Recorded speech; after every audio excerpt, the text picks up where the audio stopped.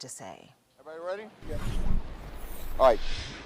Just after 2:15 p.m. today, deputies were here making a suspicious vehicle stop in the 7300 block of West Bank Expressway. They encountered a 62-year-old female driver. When they made contact with her, they realized that she appeared to be armed. They backed up, got themselves to a safer location, and started directing her to exit her vehicle. She did not in the first few minutes. Several minutes later, she did exit her vehicle. When she did, she was armed with a weapon.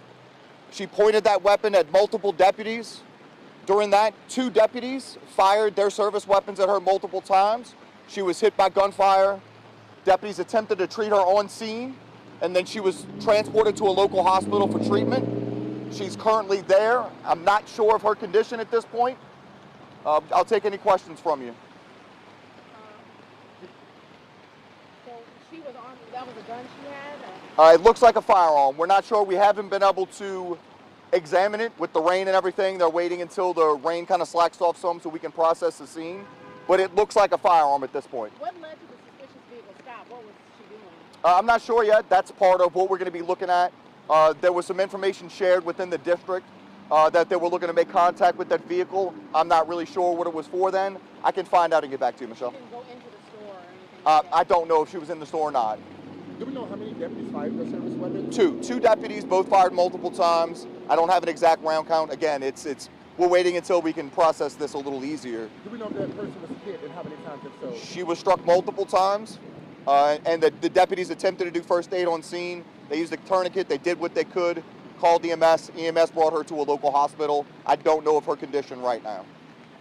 So this might be something you might have said earlier, but what made the car suspicious?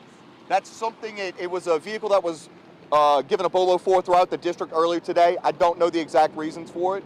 That's something like, we'll get to that at some point and I can get back to you guys with it.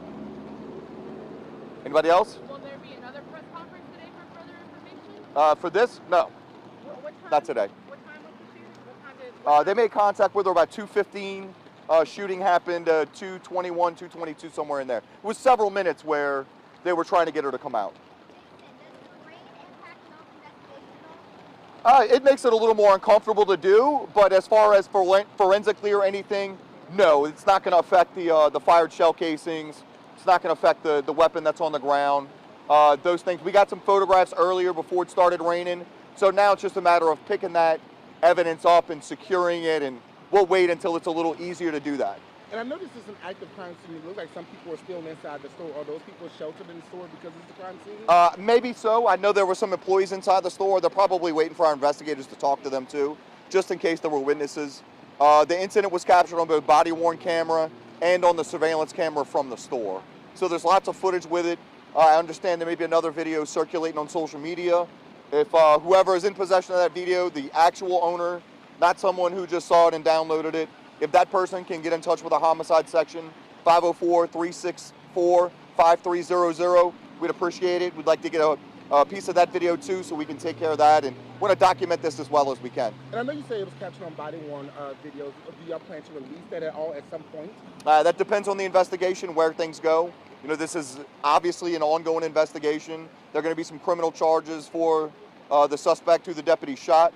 So, you know, when it becomes available as part of the investigation, that's a conversation we can have then. Anybody else? All right, y'all have a good evening.